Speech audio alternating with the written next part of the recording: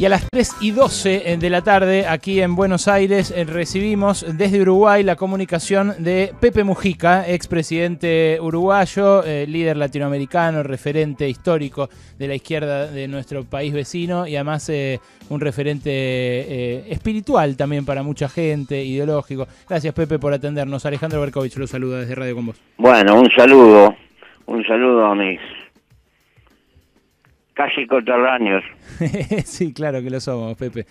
Hay mucha gente que se pregunta por cómo está viviendo usted y cómo usted está también reflexionando sobre esta cuarentena. Estamos todos encerrados, usted ha pasado mucho tiempo encerrado y quiero escucharlo primero. ¿Qué recomienda hacer en un momento así que en esta generación no vivió nunca? Bueno, un poco de experiencia tengo. Yo estuve casi 7 años encerrado sin un libro, Claro. sin poder leer. Y tuve que inventar algunos mecanismos. Me hice una disciplina dentro de esa soledad. De mañana solía tener, mis calabozos no tenía más de 2,50, 3 metros de largo. Y caminaba 3 pasos para allá, 3 pasos para acá, 3 pasos para allá, bastante hasta cansarme un poco. Después hacía un ejercicio imaginativo. Me figuraba tareas que había hecho en el campo, imaginaba herramientas, cuestiones por el estilo. Y después me dedicaba otras horas del día a repasar en mi memoria algunos conocimientos para tratar de estar lo más ocupado que pudiera, aunque sea imaginativamente. Y entré a pensar, entre los 17, los 22, 23 años leí muchísimo. Yo no tenía plata, pero iba a una biblioteca bien nutrida que había en una facultad y me pasaba 6, 7 horas, estaba cerca de una parada de ómnibus que me llevaba casi a mi barrio. Y entonces, pasaron años, me dediqué a querer cambiar el mundo y todo lo demás, pero en los años que estuve preso, el volver sobre cosas que había leído, pero ya con 20 años más, con otra perspectiva, me hizo descubrir cosas por las que yo había pasado, pero no había pensado. Por eso, a los que puedan les recomiendo que hagan un poco de introspección, que mirarse a sí mismo, con la lontananza que dan los años, nos permite adivinar y ver cosas que no habíamos visto. Pepe, una de esas cosas que quizás no vimos hasta este momento de aislamiento obligatorio es cuán interdependientes somos los unos de otros, ¿no? Como hasta qué punto... Los humanos somos seres sociales. Antropológica, aquella vieja afirmación aristotélica que es un animal político. Sí. Es político porque es gregario, no puede vivir en soledad. Depende del grupo humano. Tenemos 2 millones de años andar en grupo humano y en definitiva esta época moderna tiene 300, 400 años apenas. Claro. El sapiens se movió en la Tierra en bandas de 40, 50 y fue precisamente la cooperación y la dependencia del grupo lo que permitía vivir. Hay una figura en casi todas las culturas antiguas, una figura después de la pena de muerte. Uno de los peores castigos era expulsarte de la comunidad. El destierro, claro. Y algo de eso No se podía vivir sin no tener una comunidad que lo respaldara. Bueno, ¿y eso cree que ahora lo vamos a volver a poner en valor? O sea, ahora que nos aislaron obligatoriamente, que un virus nos aisló, que nos puso en esta situación inédita para toda una generación, ¿saldremos como una comunidad más comunitaria, valga la redundancia? No me atrevo a afirmar nada definitivo, pero alguna cosa vamos a aprender de esta. Y puede ser volver un poco el sentido social, porque hay una contradicción. Por un lado somos individuos, pero el individuo aislado no puede vivir. ¿Por qué? Porque es obvio. Entonces, si tengo un ataque cardíaco, tengo muchos compañeros, pero lo que preciso es un cardiólogo, y me lo da la sociedad. Y cuando mi rancho está desvencijado y se llueve, lo preciso un albañil, y me lo da la sociedad. Y cuando se rompe el celular y se rompe el auto y todo, dependemos del trabajo que hacen otros. Hay una interdependencia. Pero a su vez, cada cual como ser vivo lucha por afirmar su vida, su yo. Hay una cuota de egoísmo unido a lo biológico que nos obliga a luchar por lo nuestro y por nuestro.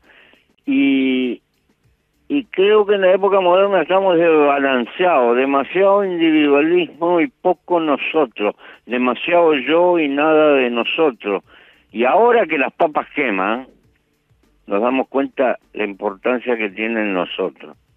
Pepe, ahí otro intelectual que es referencia para mucha gente, para mucha otra gente, no la misma que usted, me refiero a Henry Kissinger, el ex secretario de Estado de Estados Unidos, sacó una nota este fin de semana en el Wall Street Journal que dice que esta pandemia nos va a alterar para siempre, va a alterar el orden mundial para siempre, y que Estados Unidos se tiene que ocupar de combatirla, tiene que ocuparse también de prefigurar cómo va a quedar el mundo después, pero que tiene que ocuparse también de salvaguardar el orden mundial liberal, porque lo ve amenazado, ¿cómo decir?, asediado por ideas que hasta hace poco parecían ridículas. ¿Usted qué cree? ¿Cree que es así?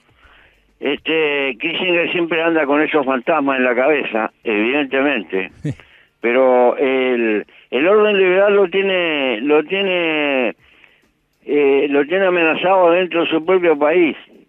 Por ejemplo, una empresa como Amazon está en condiciones, usando algoritmos, de detectar una señora que está encinta, pero ella no sabe, pero por la conducta de compras que tiene, Amazon ya sabe, y le empieza a hacer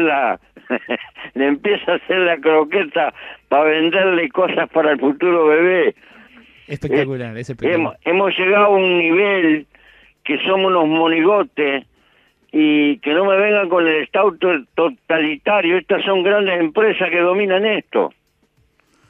Entonces, me parece que a Kissinger, como a otros, le pasa lo del aprendiz de brujo. Han contribuido a construir una sociedad y ahora no saben cómo pararla y cómo dominarla. ¿Cree que esto que estamos viviendo también es en parte consecuencia de esa sociedad individualista, desapegada, ajustada que construyeron en estos 40 años? Lo que pasa, en el fondo de la cuestión,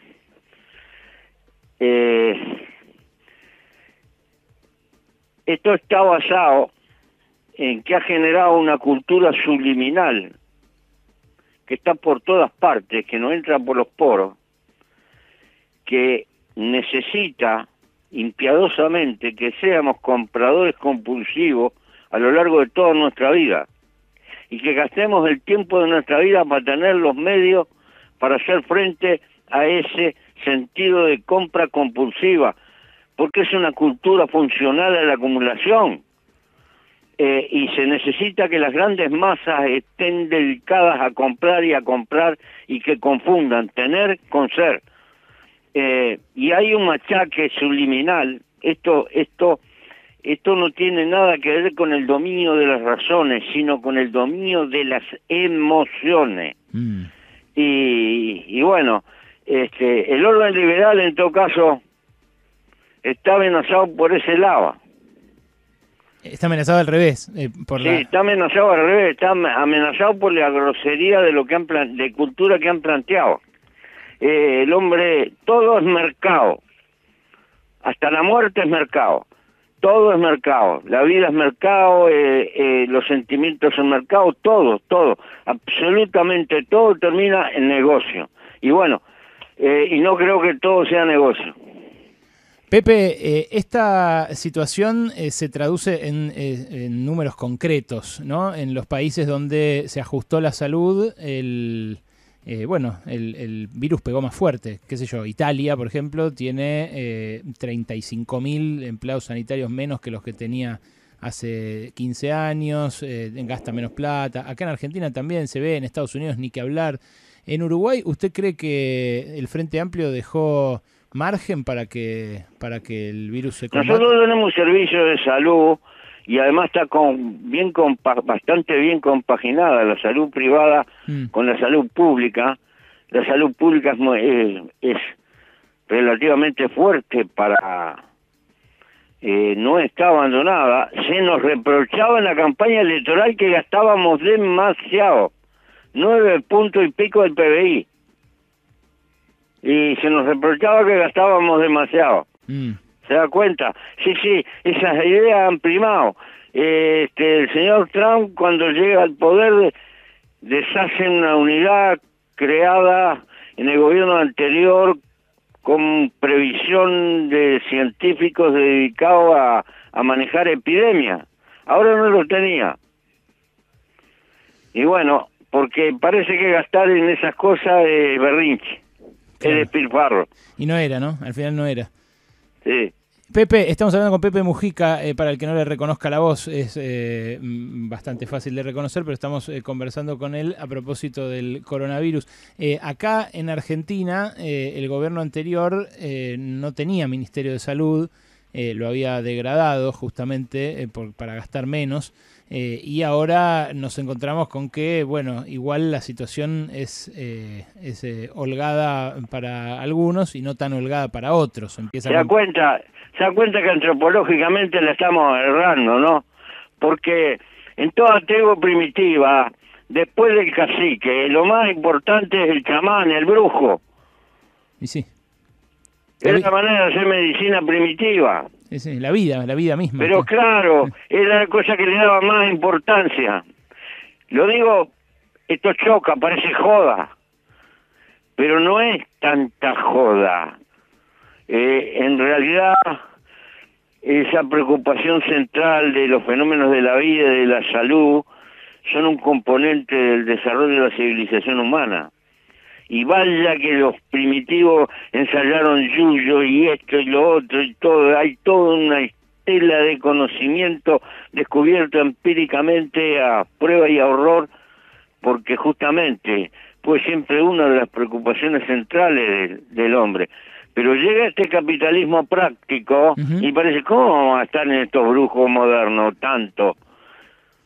Sí, claro. Lo que me pregunto yo es si no revisaremos la idea de que la salud sea también una mercancía, ¿no? Si eso... Sí, es que es una mercancía muy importante.